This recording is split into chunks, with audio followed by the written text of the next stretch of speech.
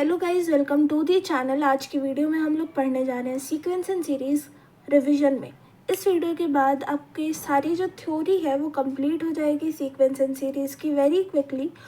और make sure करें कि आप जो मैं पढ़ा रही हूँ वो लिखते हुए चलें एक जगह पे, ताकि आपको इस वीडियो को बार बार ना देखना पड़े।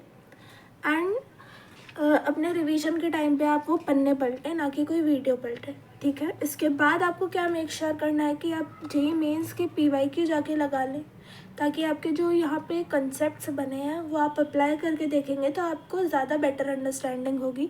इस वीडियो के सहारे अगर आप पेपर देने जाएंगे तो अच्छा नहीं कर पाएंगे, ये मैं भी बता रही हूँ, क्योंकि इस वीडियो में आपको क्वेश्चन प्रैक्टिस नहीं मिलने वाली है, बस और बस कंप्लीट थ्योरी मिलने वाली है। बट मैं ये मेक श्योर करने वाली हूँ कि आपको थ्योरी कंप्लीट मिले।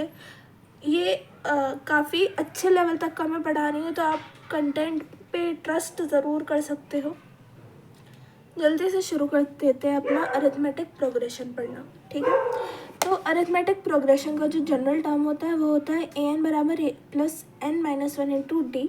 ए आपका फर्स्ट टर्म होता है, डी मतलब कॉमन डिफरेंस होता है, n मतलब नंबर ऑफ टर्म्स होता है, an आपकी लास्ट टर्म होती है AP की, ठीक है। Sn का फॉर्मूला मैं देखूं तो वो होता है n/2 into 2a plus n minus 1 into D, ठीक है। सारी टर्म्स क्लियर हैं। इसको n/2 a प्लस l की तरह भी लिख सकते हैं। l आपका लास्ट टर्म होता है AP का, ठीक है। तो बेटा अगर A B C आपकी AP में है तो B माइनस A D के बराबर होगा। D आपका कॉमन डिफरेंस होता है, तो B माइनस A आपका कॉमन डिफरेंस होगा, और C माइनस B भी आपका कॉमन डिफरेंस होगा, तभी ये AP में हो पाएंगे। फॉर एग्जांपल 2 4 6, ठीक है।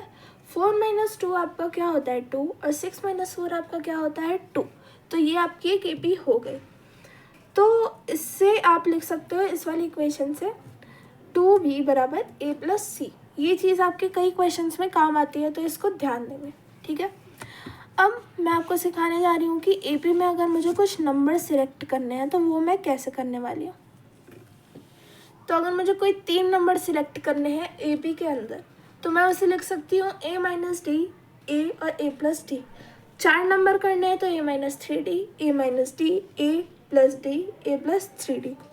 सिमिलरली जैसे 3 का किया था 5 का भी कर दो, A minus 2D, A minus D, A plus D, A plus 2D। Similarly जैसे 4 का किया था 6 का भी कर सकते हैं ऐसे, और ऐसे ही ऑड इवन कंटिन्यू कर सकते हैं, जहाँ तक का भी आपसे पूछ ले आपको ऐसे ही करना है, ठीक है। नेक्स्ट एक इम्पॉर्टेंट प्रॉपर्टी आती है टी के प्लस Tn माइनस 1 प्लस के आपका कांस्टेंट होता है। इसका मतलब क्या है वो हम इस एग्जांपल से देखते हैं। ये आपको एक AP दे रखी है 10 15 20 25 30। तो देखो बेटा, अगर आप इस AP की फर्स्ट और लास्ट टर्म को ऐड कर दोगे तो आपको 40 मिलेगा, ठीक है। सिमिलरली अगर आप सेकेंड टर्म और सेकेंड लास्ट टर्म को ऐड करेंगे, दैट इज़ 15 प्लस 25, तो आपको 40 मिलेगा। एंड अगर इसी टर्म को इसी नंबर से ऐड करेंगे फिर भी आपको 40 मिलेगा। तो आप देख रहे हैं कि ये आपका कांस्टेंट आ रहा है, तो ये प्रॉपर्टी यही बोलती है। ये भी कई बार क्वेश्चंस में काम आया है, ठीक है। नेक्स्ट प्रॉपर्टी है हमारी Sn माइनस 1 बराबर Tn, ठीक है। ये तो पता होता है, ध्यान रखें ये सारी प्रॉपर्टीज़। नेक्स्ट टॉपिक है हमारा arithmetic mean.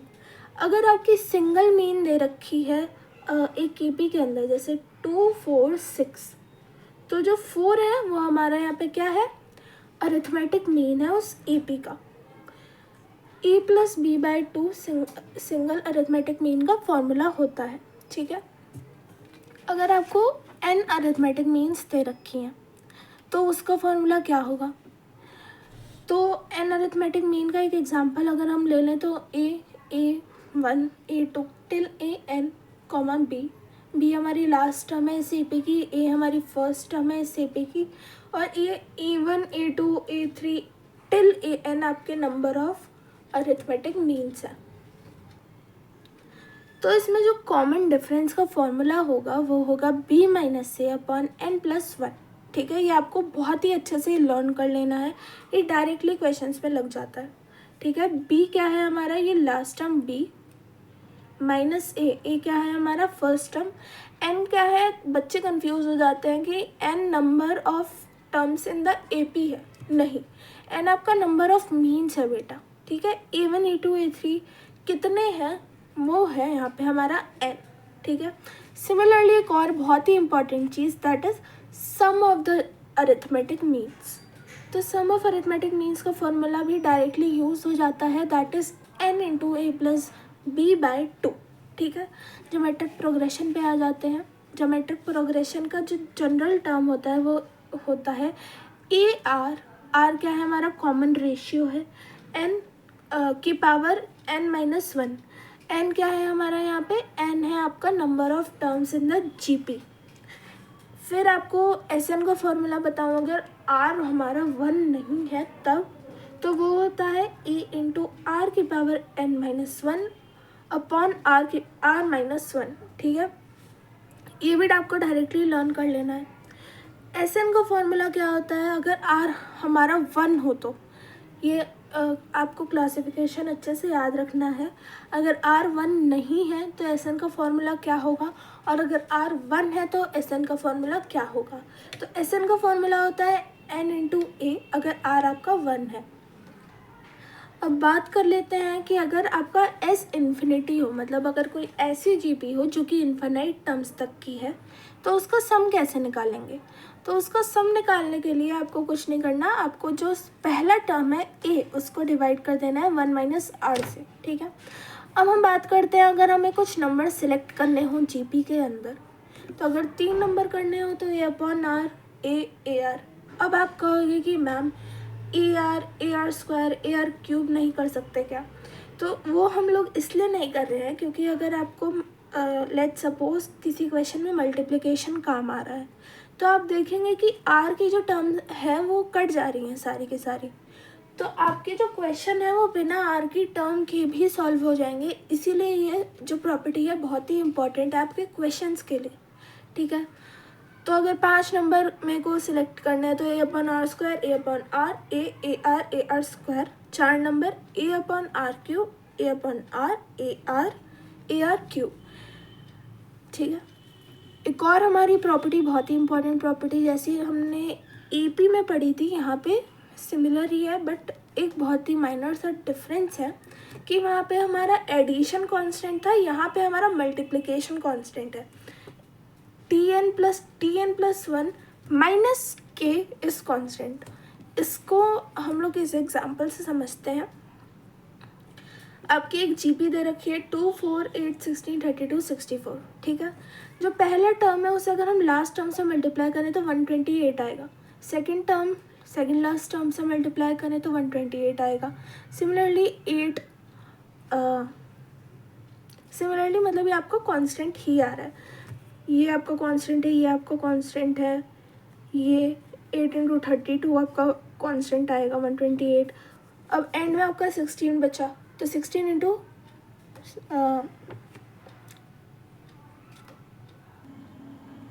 Sorry for the confusion बेटा, 2 into 64 is 128, 4 into 32 is 128, 8 into 16 is 128, ठीक है। I misread it, okay whatever. Geometric mean के ऊपर आ जाते हैं। अगर आपका A B C G P में है और अगर सिंगल ज्योमेट्रिक मीन है, मतलब एक ही आपका मीन है एक जी पी के अंदर, मतलब 3 टर्म्स की आपकी मान लो कि जी पी है ए बी सी, तो आपका जो बी होगा जो कि ज्योमेट्रिक मीन होगा वो प्लस माइनस अंडर रूट ए सी के बराबर होगा। अगर आपके मल्टीपल जी एम्स आ गए, जैसे ये आपकी एक जी पी दे रखी है A comma G1 comma G2 comma G3 till GN comma B, तो आपका जो R है उसका फॉर्मूला हो जाएगा B अपॉन ए की power 1 upon n plus one, ठीक है। अगर आपको सम निकालना हो इस ज्योमेट्रिक मीन्स का तो उसका फॉर्मूला हो जाएगा अंडर रूट ए बी की पावर m, ठीक है। जो हमारे नेक्स्ट टॉपिक है दैट इज़ AGP, वो हमारे सिलेबस के अंदर नहीं है बट फिर भी सवाल आए हैं तो हम लोग पढ़ लेंगे, ठीक है। तो अगर आपको एक AP दे रखी है A plus D A plus 2D A plus 3D, ये आपकी एक GP है, और एक आपको GP दे रखी है b r square b r cube, ये आपकी एक GP है और ये आपकी एक AP है। अगर हम इन्हें मल्टीप्लाई कर देंगे तो आपकी एक AGP बन जाएगी, that is AB, A + D BR and so on. तो एक AP और एक GP को मल्टीप्लाई करके हमारी AGP बन जाती है। अगर आपको सम निकालना हो AGP का, जो कि बहुत ही इम्पॉर्टेंट प्रोफाइल होती है JEE मेंस की PYQ की, तो आपको मल्टीप्लाई करना है S को R से, ठीक है। S क्या है हमारा AGP का सम, और जो R है वो है हमारा इस GP का कॉमन रेशियो। तो आपको मल्टीप्लाई करना है उन दोनों को, और फिर शिफ्ट उसी जो आपकी AGP बनेगी मल्टीप्लाई करके S को R से, उसी को आपको एक डिजिट से शिफ्ट करना है और सब्ट्रैक्ट कर देना है, आपकी AGP तैयार हो जाएगी, ठीक है।